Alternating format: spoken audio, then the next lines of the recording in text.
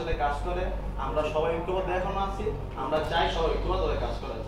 ওই যে আজকে আমাদের কিছু হয়ে গেছে, নরসিংদীর তারা ওইখান থেকে দেখা চলে দিতেছে, আসে না কেউ না, মোকাবেলা আমাদেরই করতে হবে। তিন চারে তো আমাদের গার্জিয়ান লাগবে, আমরা গার্জিয়ান ছাড়া কাজ করতে পারবো না। বিএনপি যেমন একটা বের হইলে তাদের মুরব্বী আছে 10 জন, আমাদের কি আছে? কেউ নাই। শুধু আমরা ছাত্ররা, আমাদের কোনো মুরব্বী নেই, শুধু ঐক্যধারা ছাড়া আর কেউ নেই, শুধু আমরা আছি। আমরা ছাত্ররা, আমরা ছোট বয়স, আমাদের বয়স ছোট, আমরা কাদের সাথে মোকাবেলা করি? তারা সব বড় বড় ধরনের লোক, তারা ছোটবেলা থেকে রাজনীতি করছে। আমরা তো মাত্র 5 তারিখের পর রাজনীতি বুঝিও না ভালো করে, আমরা মাত্র শুরু করছি। যদি আমাদের কেউ ট্যাগেল না দেয়, আমাদের গার্জিয়ান না থাকে, আমরা এই এত কাজকর্ম করে আমাদের লাভ কি হইল? আমাদের মাথার উপর কাঁঠাল লাইয়া নানান ধরনের কাজ করে খেয়ে দিতেছে, আমাদের মাথা বিক্রি করে টাকা পয়সা লেনদেন করে ওরা চলে দিতেছে, তাহলে আমাদের লাভ হইল কি?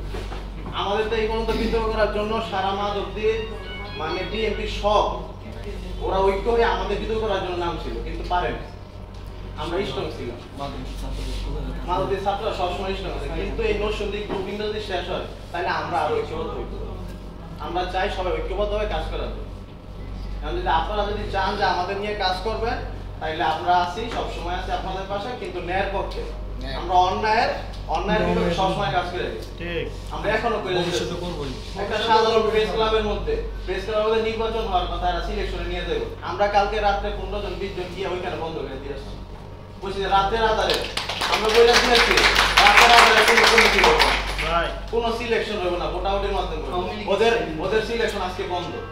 আওয়ামী লীগ স্টেল নিতে হ্যাঁ ছিল যে আওয়ামী লীগের যারা ওইখানে 17 জন আওয়ামী লীগ, এখনো 21 জন ভোটার, ওরা চাইছে যে আবার আওয়ামী লীগের লোক আনার জন্য। আমরা বলছি এটা বন্ধ, না যারা প্রকাশ্যে ফেসবুকে স্ট্যাটাস দিছে, ওরা আজকে সকালবেলা ওরা বন্ধ করে দিয়েছে যে ছাত্ররা এখানে নষ্ট করতে গিয়ে আর করা দেব, আমরা বন্ধ করে দিয়েছি। আমরা তো এককভাবে এখনো কাজ করে যাই, কিন্তু আমাদের পাশে কেউ নেই, আমরা জানি আমাদের পিছে কেউ নাই, কিন্তু আমরা বুঝতে দিই না কাউকে, আমরা নিজের জান বাজি রেখে আমরা কাজ করে দিতেছি।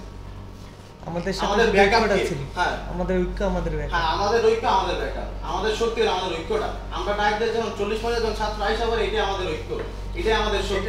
কিন্তু আমাদের কোনো গার্জিয়ান নেই, আমাদের কোনো নেতা নেত্রী যে কেউ আসবো আমাদের হইয়া। যখন বিএনপির একটা বের হইলে 10 জন নেতা আসে, 10 জন মুরব্বী আসে, তারা প্রবীণ রাজনীতিবিদ, তারা একটা কথা বললে সবাই কথা শোনে, আমাদের কথা কে শুনবে?